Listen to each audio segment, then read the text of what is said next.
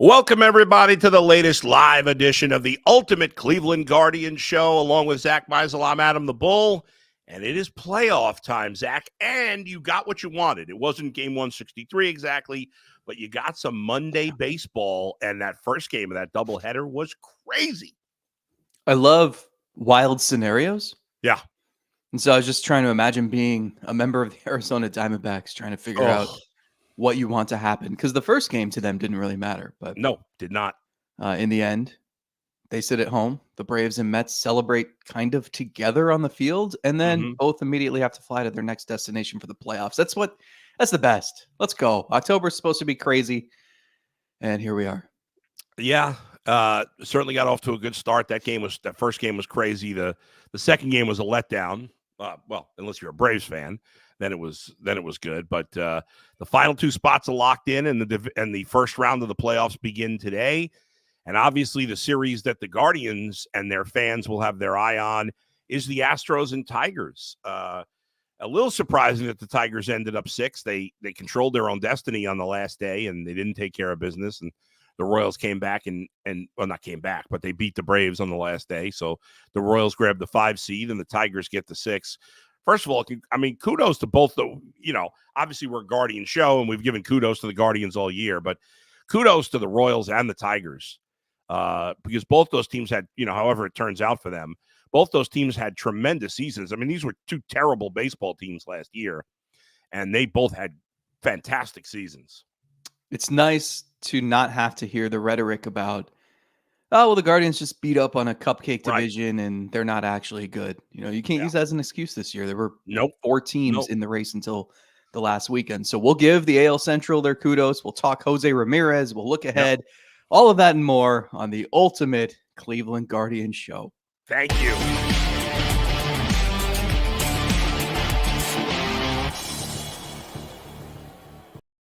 3 American League Central teams in the playoffs. It is unbelievable. And it's funny. Last week we talked about it. Who would you want the Guardians to play?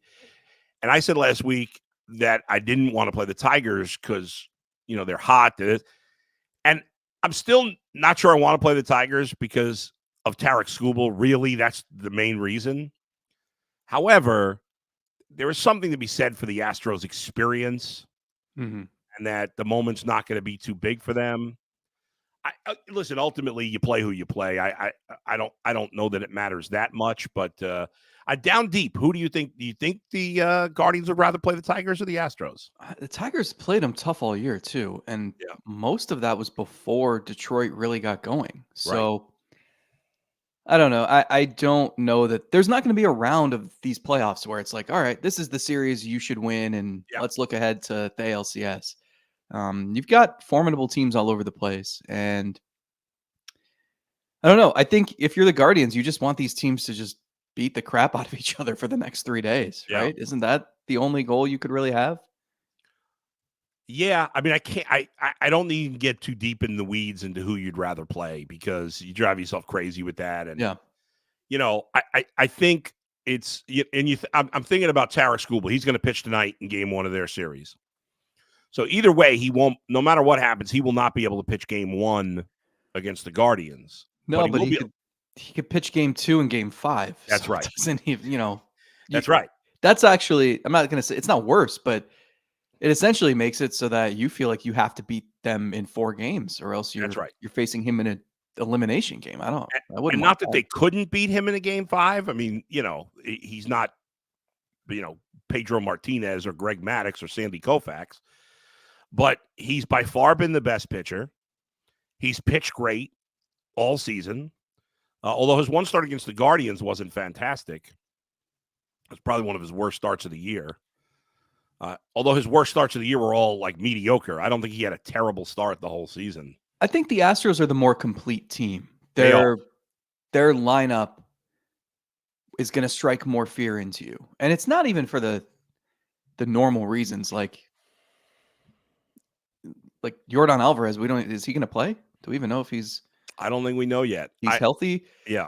And it's not like Bregman didn't have an awesome year, and Right. they don't have Correa anymore, and it's like it's not what it used to be, but there are still guys like Yiner Diaz, and they've got more guys who you have to be careful with than Detroit does. Detroit's lineup's not very good outside of Riley Green and maybe Kerry Carpenter. So, like and then Houston's got some pieces in the bullpen. You said it, like they've Right. They been got there, they've Hader. pitched in big moments. Yeah. Framber Valdez is still really good.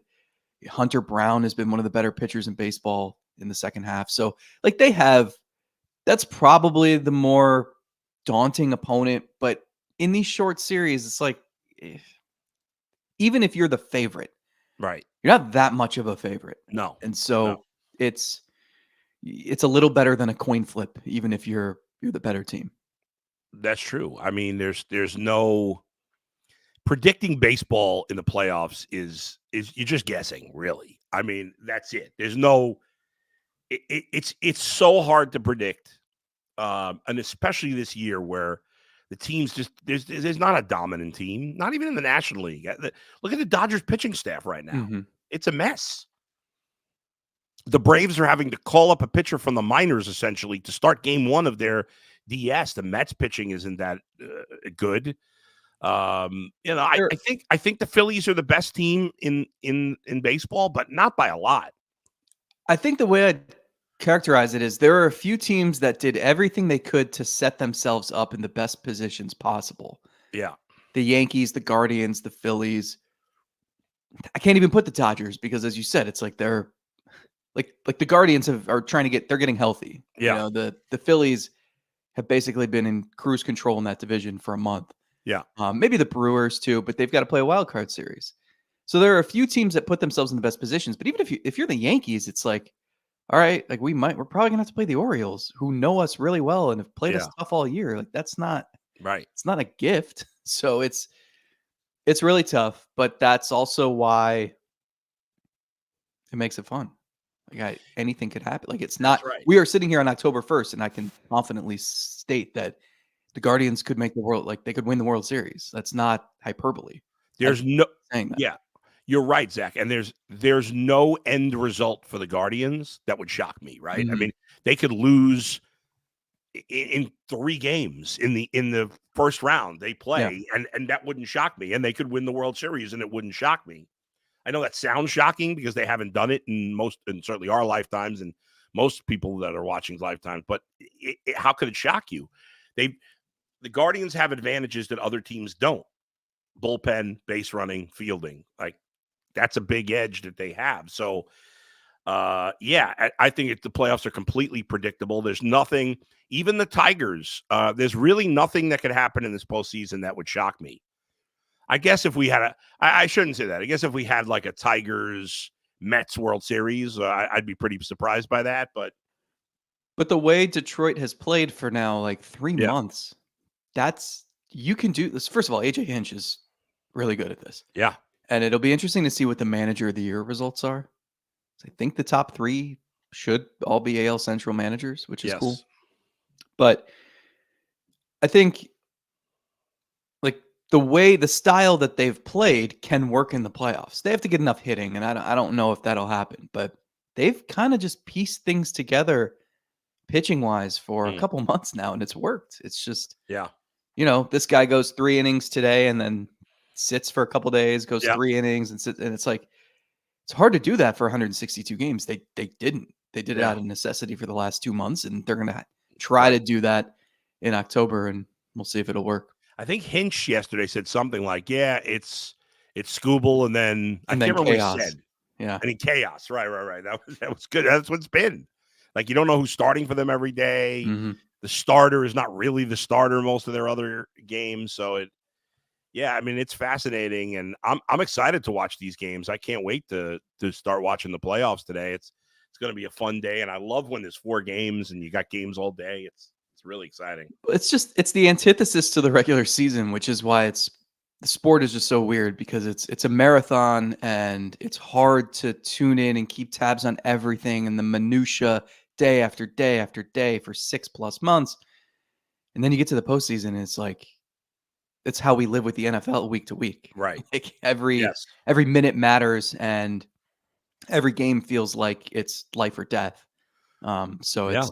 it's a good time of year. I mean, Yeah, just the pressure of each pitch. Like you're sitting right. there, and at any moment, I mean that Braves Mets game was like the perfect appetizer because just the dramatic shifts in energy and momentum that happen on any pitch.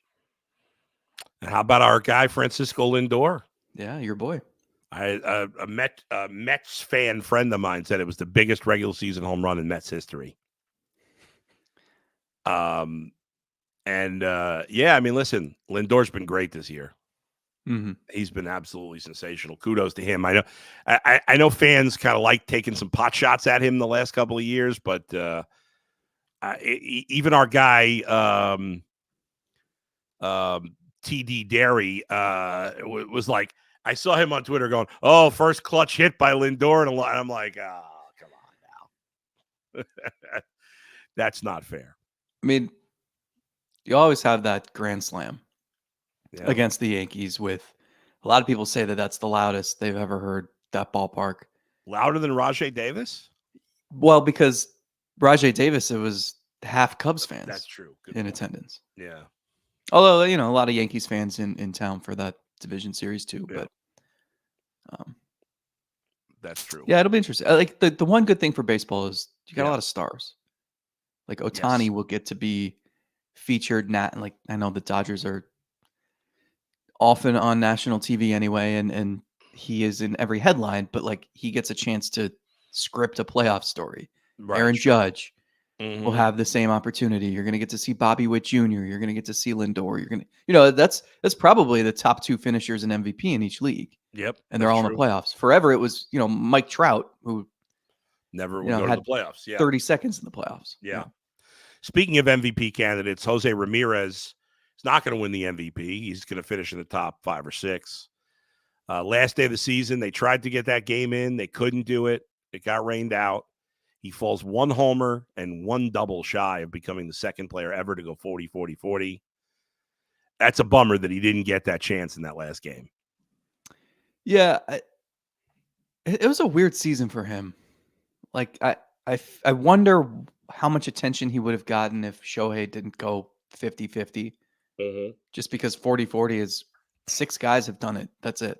Yeah. And 40-40-40, as we've talked about, only Alfonso Soriano has ever done it. So such a well-rounded season for him, and yet, like you said, like he's probably finishing 5th or 6th, somewhere in there, maybe 4th in the MVP voting. And even for him, like he's had better seasons than this.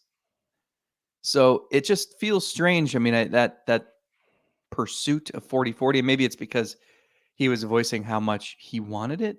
It felt like that got a lot of local attention right at the end there, just in time for Mother Nature to pull the rug. Ruin it, to ruin the last chance. I had a friend text me who's I've mentioned him to you. His name is Hans. He's the one who had the drum, and he's obsessed with the Guardians. And he texts me Sunday, during the rain delay. He's like, "Please tell me they're going to make this game up tomorrow if it gets rained out." I said, "I'm sorry, man. That's not going to happen. Unfortunately, he's not getting his opportunity." But by the way, I haven't even looked this up. I was just thinking about this real quick. Maybe it's happened, maybe it's not, but the Guardians have a good chance to have a top 5 finisher in Manager of the Year, Cy Young, MVP, and Rookie of the Year. Mm-hmm. We'll see about the Rookie of the Year. You see, I think with a lot of young voters now, he'll get there, Kate Smith, and not win any of them. I wonder if any team has ever finished a player from any team, 3 different players and a manager, all finished top 5 without any winning. I wonder if that's ever happened. Who do you think will or should win manager? I would vote for how do you pronounce his name again? Quatraro, yeah. Quatraro. I always forget how to pronounce his name. I would vote for him because they lost 100 games last year. And I know the expectations for the Guardians weren't super high. And obviously they weren't high for the Tigers. But the Guardians and Tigers weren't. I mean, the Royals were hideous last year. and they were competitive with the Guardians the whole season. Obviously, they fell out of it at the end of the year with the division, but they're the of the three surprises, they're the biggest one to me, and that's so I would go with him. How about you? I think I'm with you. I remember spending a few days with the Royals in spring training, and I was talking to Cutraro and their pitching coach Brian Sweeney, and both used to coach on Terry Francona's staff. And Yeah. I was saying, like, what is it when you lose 106 games as they did last year? How do you survive that? They were all in their first year on that staff. Cutraro had never been a manager. Sweeney had never been a pitching coach. The answer was like a lot of loud rock music on the way home, and then either some wine or some scotch once they got there. But they had, I give them so much credit because they went out and they signed free agents. Like I never understood why, even if you're quote unquote tanking, if you have no plans to contend for a few years, why does that mean you have to strip the payroll all the way down? Right. That doesn't make any sense. Right. So they signed Seth Lugo. They signed Michael Wacha. They signed a bunch of relievers and position players, and not all of them panned out. But it's the effort that goes noticed in the clubhouse. And Salvador Perez saying, like, I appreciate this. Like, this can help. And then you get some leadership, some adults in the room. And I remember talking to a couple people in the organization and saying, like, I have a weird feeling you guys are going to, like, at least get off to a good start. And they were like, did you watch us last year? And they pointed to their April schedule, had like Houston and Baltimore on it. But they got off to a good start, and they had some rough patches, but they contended all season. Right. So I'm with you. I'd probably go Cutraro. But also the voting for that award is just, you're doing it with 10% of the information. We don't see what goes on behind closed doors, what managers really have to deal with. And instead we just pick, hey, which team exceeded expectations the most? Right. Like you could make a case for all three, right? Stephen Vogt, they won the division, second best record in the American League as his first year manager with a team that was not good last year. And then the Tigers, you could say, well, they had like an 8% chance of making the playoffs in the beginning of September, and look at what he did at the end of the year. So I mean, any of those three guys, you can make a good case for. But yeah, we'll see. But ultimately, the Guardians will not win any of these. Well, I guess Vogt has the best chance of Cade Smith. Yeah, probably not going to win Rookie of the Year, but he'll be in the mix. I mean, he'll get some votes. I've yet to see a good case against it. There's not a position player who all the good rookies were it was a National League year for rookies more. I assume Clase will finish second in the Cy Young. And then, like we said, Jose could finish, third to sixth? Could he finish third? Who? So you got Judge, Witt. Who am I not thinking? Soto's in there. Henderson's in there. Yeah. Maybe fourth to sixth, something like that. I filed my ballot yesterday, so I can't. What's that? I filed my ballot. Oh, so I can't. So you're voting. You voted MVP. I can't give too much insight there. So what was MVP? The only thing you voted at? Mm-hmm. Okay.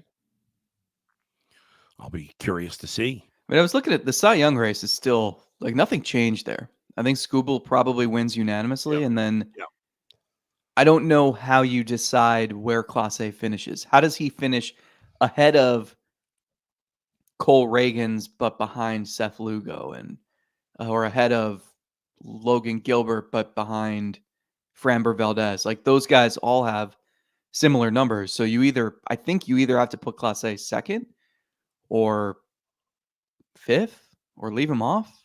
I think that's what's going to happen. I think you're going to see him second on a number of ballots, and I think you're going to see him not on a number of ballots. Yeah. And maybe he doesn't finish second. I don't know.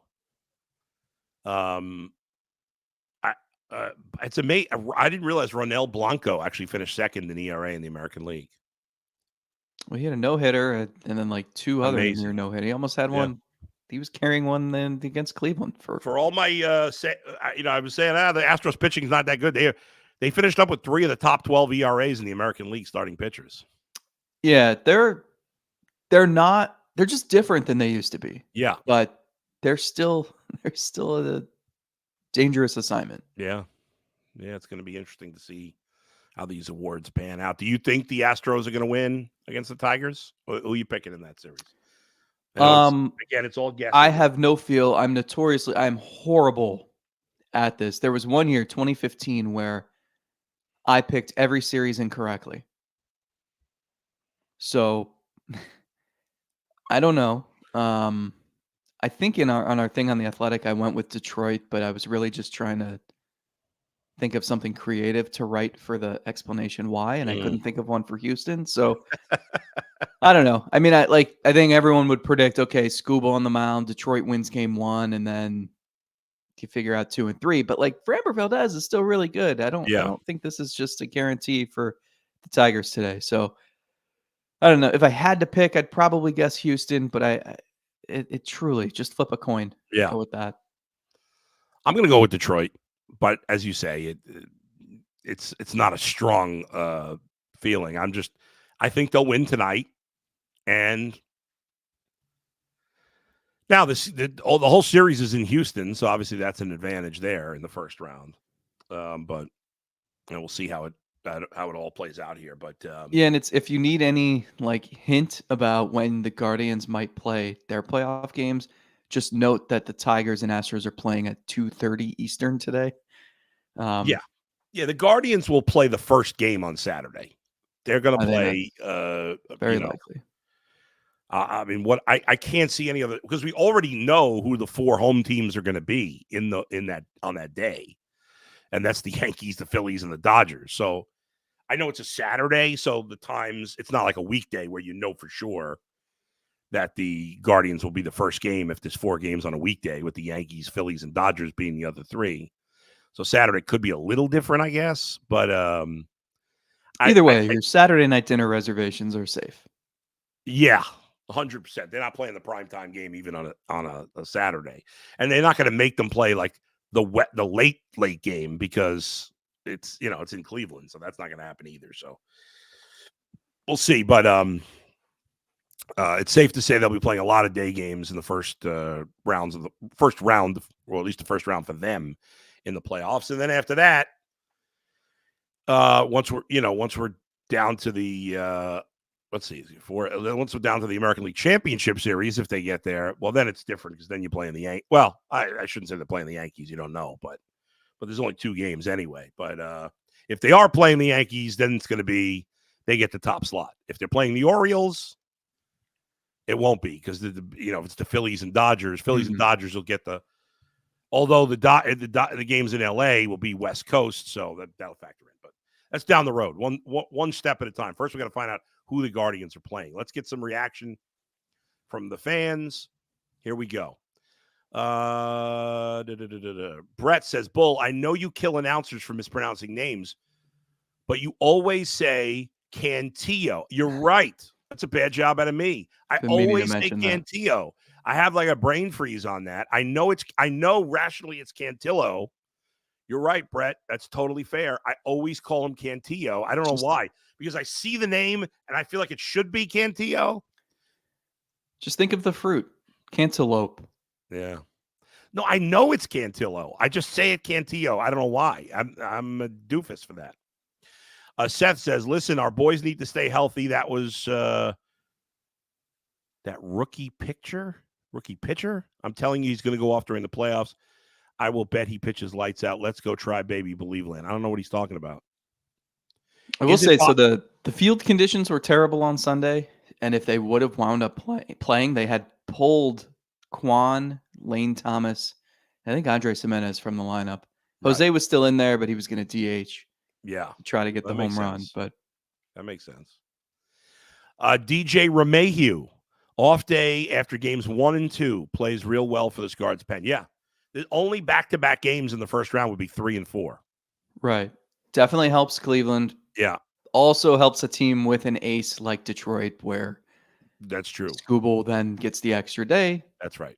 And could pitch twice. Ryan says, does it concern you that the Guardians went into the break having lost 2 out of 2 to the Astros, or no, because it's the end of the season? It does not concern me. I am a tiny bit concerned about a full week off here now, an extra day because of the rain out, but I'm not worried about the losses to the Astros. You? There was nothing to play for either team in that series. So both teams did certain things to try to, Tanner Bybee didn't pitch because he might face him in a few days. I wouldn't read anything into that. I mean, I remember in 15, the Cubs went 7-0 against the Mets in the regular season, and then the Mets swept them in the NLCS. I'm sure you remember that very well. I certainly do. And the Mets not only swept them, but just completely kicked their ass the whole series. There's no correlation. And that's not unusual. I mean, you see things like that all the time. It's a different season now. Eddie, what is your favorite playoff baseball memory? Well, I mean, there are so many. For the 2016 postseason is just incredible. But if I take like a neutral perspective on it, I mean, obviously the ball going through Buckner's legs is one of the most famous things of all time. Jeffrey Meyer. Oh God, yeah. At Yankee Stadium with the Orioles. Just remember being a kid and thinking like, I've never seen anything like this. Yeah. Who was the outfielder? Was it Tony Tarasco? Tony Tarasco. Right. Oh my God. And if we had replayed then, it would. Like the 95 World Series is my first sports memory. I remember where I was watching that as a kid. I don't know. Like the 16 run certainly is memorable for a lot of reasons. Like there could have been a really good book written about that, but they didn't finish the job. Yeah, I don't. In recent years, how about the walk off by Oscar Gonzalez? Yeah. Kluber on the mound. Yep. Let's see. Ryan Hempel, how much stock do you put into Alex Cobb pitching? One good game against the Pirates is different than pitching against the Yankees or O's in the ALCS. I think this is like the biggest risk of the postseason for them. They want him to start.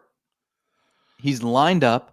He threw like 35 pitches on Sunday lunchtime at Progressive Field. The dugout was filled with people watching, and it went well.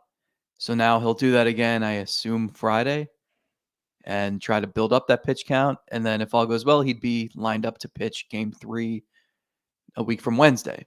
But you're right. Like he'll have gone 5-6 weeks without pitching in a game. Like that's pretty risky. But also, if you want him to be part of this playoff rotation at some point, it's now or never. Right. You're going to wait till ALCS game 4, and then it'll be like 8 weeks since he had pitched. So they're preparing him as if he's going to be, I think, the game 3 starter. But you feel a lot better about that if you're up 2-0. Sure. He's only pitched. He's pitched 16 1/3 innings. All year. I think there's going to be a lot of day-to-day decisions, and I think the off days help too with reassessing where your bullpen is. Do you need he didn't rule out going with a bullpen game in the playoffs. I don't think that's their preference, but I think if they got to a point where their bullpen was fresh and they weren't so sure about Cobb, or, they needed a game 4 starter, and maybe, Gavin Williams could be part of a bullpen game. Like there's a lot of directions they could go. That's why I said that's like the biggest question mark for their playoff run is just the pitching decisions. Right. Because you make the wrong one and you're done. Yeah, and how quickly you pull guys out. Like if you start Alex Cobb in game 3 and he gives up bases loaded, nobody out, I mean, you're pulling him already? Yep. Cade Smith, let's go. Yeah, I mean, you could be in a situation like that where it's, I mean, and obviously, like you said, if you're up 2-0, maybe you have more patience. But if it's 1-1, and certainly, of course, if you're down 0-2, there's no patience, none whatsoever, nor should there be.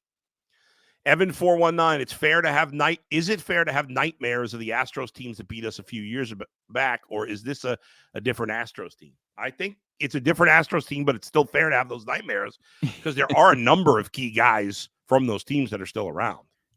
Yeah. I mean, Altuve is still one of the best playoff performers of all time, even if he had some help. They don't have Correa. It is kind of crazy that 2018 team that swept Cleveland is looking back and they don't have George Springer. Right. Um, You mentioned Correa. Gurriel was a good hitter. Bregman was At top of his game. top of his game. Yeah. But then I'm looking, I'm like, they had Evan Gattis, Josh Reddick, Marwin Gonzalez. Maybe it wasn't as scary as I thought, but they also had Justin Verlander and Garrett Cole. Yeah, I mean, that was what the top of their rotation was. Framber Valdez is good, and Blanco and Brown have had nice seasons, but they don't have the playoff experience. Framber does, but those other guys don't. But yeah, I mean, plus they've added Yordan Alvarez, and they have Kyle Tucker, who's obviously one of the best players. Yeah, it's a different team. Yeah, I think they're more capable, maybe offensively, but the pitching is gettable. Tyler asks, Zach, what does the team do this week while they're waiting for their opponent? Has to be an awkward feeling sitting around. So yesterday was a full day off, and then today starts, I think, 4 days in a row. I don't know exactly what Friday looks like, but I know the next 3 days, today, Wednesday, Thursday, are simulated games. So every pitcher will basically pretend like they're throwing an inning in a game, and whichever starters are throwing to it. I think Bybee went yesterday. Boyd maybe goes today or tomorrow. And you're just trying to create as close to an environment as a real game as you can. Obviously, it's that the stands are empty and it's your teammate standing in the box against you. But they're going to just do that the next few days. Yeah, better than nothing. However you need to do it. Let's talk about FanDuel. NFL fans, you can start the season with a big return on FanDuel, America's #1 sportsbook. So when you get a hunch in the middle of the game, you can check out the latest stats, view live play-by-play, and so much more on the same page where you place your bets. You get started with $200 in bonus bets guaranteed when you place your first $5 bet. That's FanDuel.com/UCSS. Never waste a hunch and make every moment more with FanDuel, official sportsbook partner of the NFL. Do you believe? We were talking a little bit yesterday on the UCSS. Is there an opportunity for the Guardians to? We know the Browns are always going to be the most popular team in Cleveland, but there is a decent amount of apathy about the Browns and frustration. And I don't like this team. And the Guardians are so the anti-Browns. They hustle. They're likable. They overachieve instead of underachieving. Do you think? Obviously, it was the best attendance per game they've had in a long time. Only the first time since 17. Over 2 million, but they averaged more fans per game than they did in 17. And especially if they make a big playoff run and if ownership actually spends some money this offseason, I think there is a chance to cut into that massive gap, that massive popularity gap between the Browns and Guardians, if nothing else. I don't know. I've seen this story play out before. Sure. And football will always have a stranglehold on this town, this state, this region, and that's fine.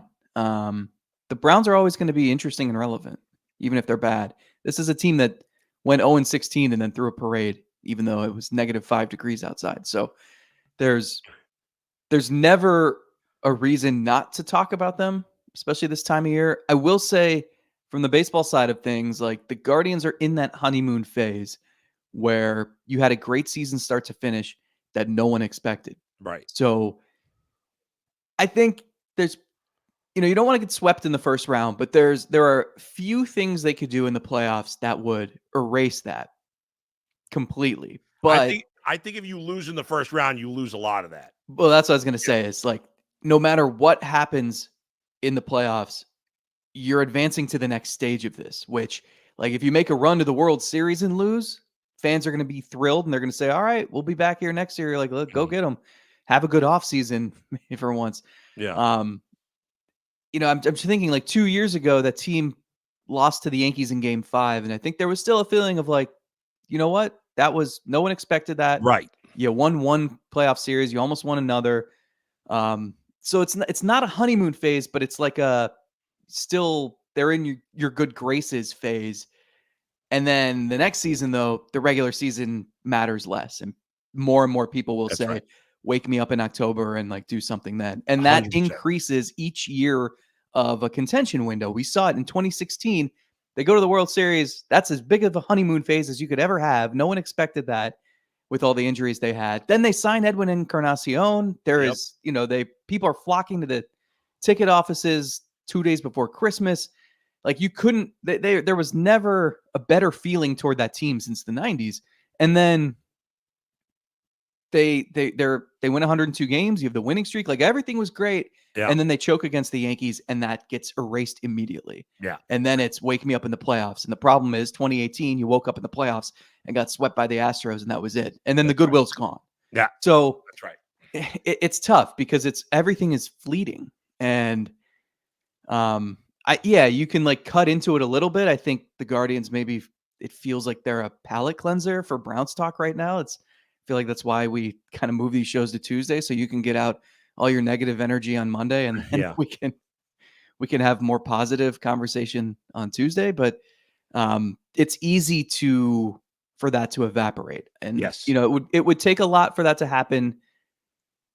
This next week, but as long as they can, win a series, maybe I think that goodwill will remain there going into next year. I think the only way for it not to evaporate on some level is to win the whole thing. Yeah. If they win the whole thing, it won't evaporate at all, I don't think. Again, they're still not going to be more popular than the Browns. But if they lose in the first round, a lot of it goes away already. Because then I told you that, the owner, and then all the stuff that we complain about, including us, about the owner being cheap, the lineup not being good enough, all those things will come rushing right back immediately. Especially if it's Detroit. Oh, yeah. By the way, did you know that Detroit and Houston have never played a playoff series in any sport?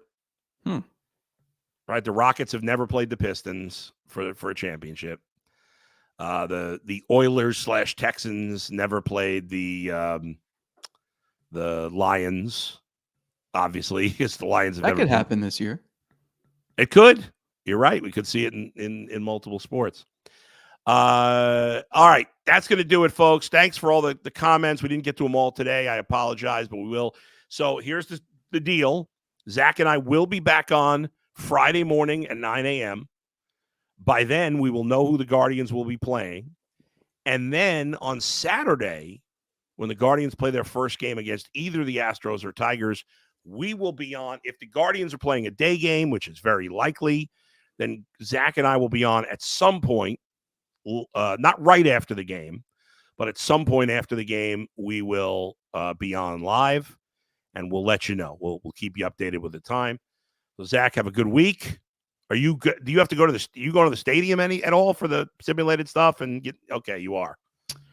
Yep, it's always it's a weird time. Yeah, you just feel like you're in purgatory. Yeah, well, at least you're not traveling anytime soon. Well, you'll have to travel for Game 3 to either Detroit or Houston. Detroit's a nice short car ride, so maybe that would be ideal, but we'll see. We'll see. All right, thanks everybody. Which is the better option? Yeah, well. Thanks, everybody, for joining us. Again, we'll be back on Friday, 9 a.m. We'll talk to you then. Where else but right here on the Ultimate Cleveland Guardian Show.